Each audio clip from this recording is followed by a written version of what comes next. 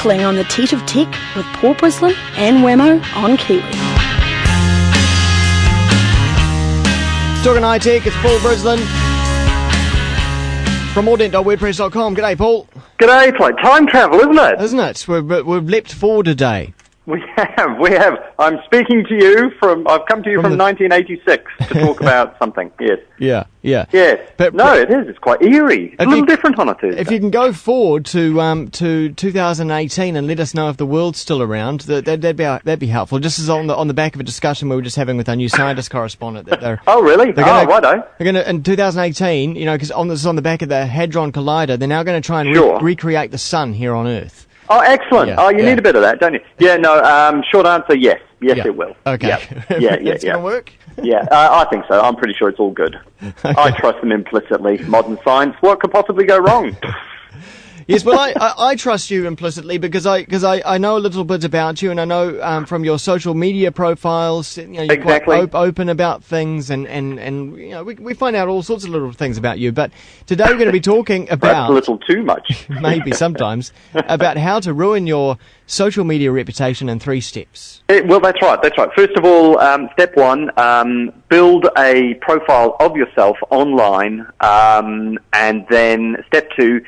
Fiercely defend your reputation online against any and all comers by threatening legal action and taking people to the press council and, generally speaking, stuffing people around all over the place. And then step 3, bask in the glow that is the resulting fallout when somebody on Twitter discovers that you're quite mad, really.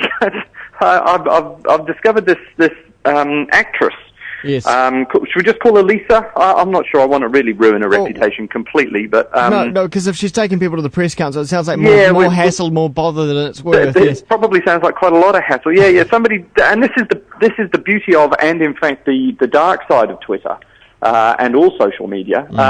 Somebody found an old story from 2004, a statement from the Press Council of New Zealand saying that this woman had taken the Christchurch press to the Press Council because they refused to run her press releases or interview her about her move back from Los Angeles to Christchurch. Oddly, they didn't think it was news. So she thought it was a big deal. She thought it was a massive deal, and how dare they not run her press releases? So here we are, 2009, 5 years later, back in the future, and somebody's come across this and posted it on Twitter, and a little raft of us went, well, that's a little bit odd, and started Googling for this poor woman, to discover that she's got an entry on the Internet Movie Database, which appears to have been written by, well, herself, and is quite illiterate. And then there's another entry on Wikipedia all about her fabulous work on Lord of the Rings and some other projects. Oh, so she was an extra, right? No. Oh, no. Well, no, she didn't get paid for any of it by the look of it, and I might be horribly maligning her character here, but it appears that she just sort of turned up and inserted herself into the production process and then expected to get paid for it. Right. And then there's some other lovely stuff about how she auditioned for Angel at her table, but didn't go to the final auditions. Oh, but and that's on her CV. But right? Okay. Yeah. She went to the audition, so that was good. And from what I can tell online, she's basically setting herself up for a massive fall because she is quoting people and sending out press releases and doing everything you shouldn't do if you just want to get on and have a normal life. Okay, so it's all exposed now for all to see via the power of Twitter. So she just started doing all this again now, or is this just been dug up? I mean, she keeps popping out that she's now got a YouTube channel as well with video clips of her talking about how wonderful she is. So it all gets a little bit strange and a little bit scary and a little bit warped, and I don't know there's any going back for her because it's all there on the internet now. What are people saying?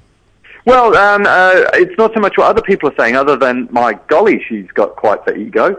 But she herself is busy referring to unnamed threats.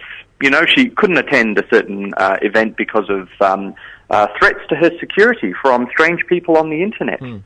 And things like this. She's quite happily writing press releases about how, she's just putting to rest the rumours regarding herself, and I actually don't think there were any rumours there in the first place. So it's really quite sad. Sure, this isn't some kind of art project, and she's creating a character.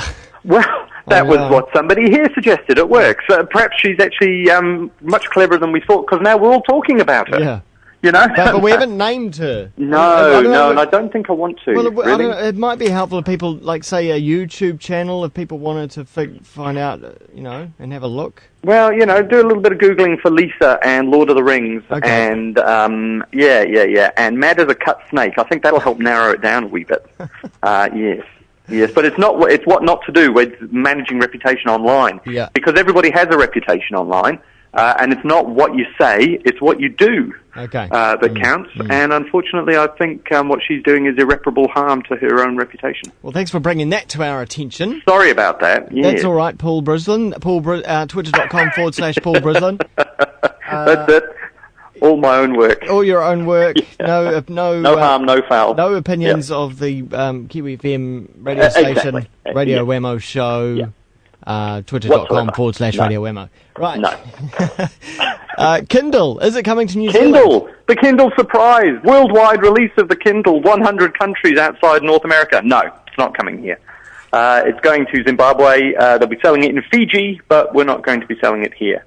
And nobody seems to know why. So why do Fiji of all places? Fiji? I know Fiji doesn't even have the infrastructure to support it. Isn't it a military state? Well, it is. There was a little coup. It is now run by a military dictator. But however, apparently that doesn't stop Amazon.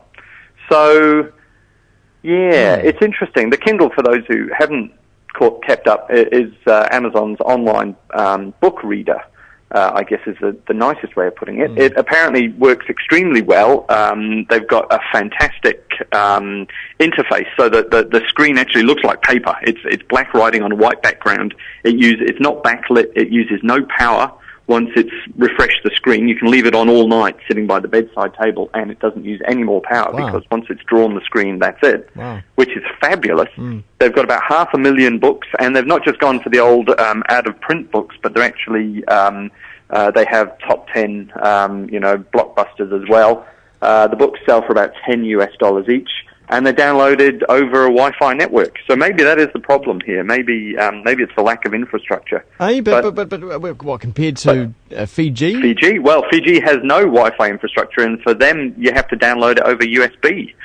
So, but we've got Wi-Fi. I mean, most people have Wi-Fi in their homes. Now, my parents have Wi-Fi in their homes. That's exactly right. And we also have a couple of 3G networks. So hopefully, I might go and knock on a few doors here at Vodafone Towers and see if we can't do something along those lines. Frankly, I want one for Christmas. Is the Kindle in Australia? It is. Okay. It is, and I do know of people who bought them overseas and happily using them in New Zealand, just using the USB connector to download books.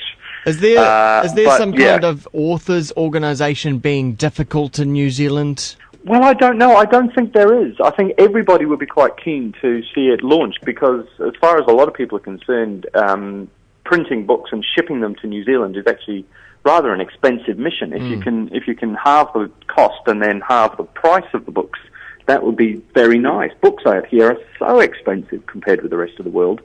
It's really, I can't get over how much books cost. I'm surprised anybody even bothers to read. Frankly, it's outrageous. I'd hate to think that there was some book equivalent of some kind of music organisation that was being difficult. That was being awkward about digital rights. I think authors are a lot more practical about that, and so long as you pay them some money, they're quite happy. So they get so little anyway. I guess that they just see it as another source of peanuts revenue.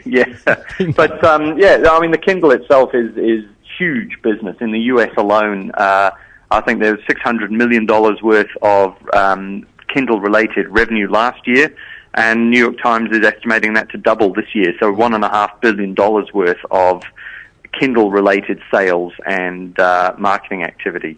Now that's huge for a product like the Kindle, and I think it bodes really well. I think this is potentially going to be really quite revolutionary because you can also have online updates. You can get Wikipedia entries. You can access the internet through it.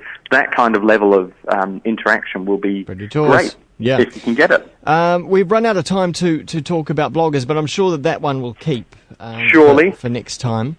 There's always another time. And who's reading blogs anyway, eh? Well, hey, it's all old-fashioned, hey? Except for Lisa. Poor Lisa. We're sorry, Lisa. Poor Lise. Go Google Lise and Lord of the Rings and see what all that's about. I'm going to go and find out. Go and have a look at the Twitter posts. They are really quite remarkable. Okay, I will do. Auden.wordpress.com if you are looking at blogs, and that's updated occasionally. Yeah, once in a blue moon. Sorry about that. And all complaints forwarded to twitter.com/Paul Brislen. See you next time. Thank you. Track now.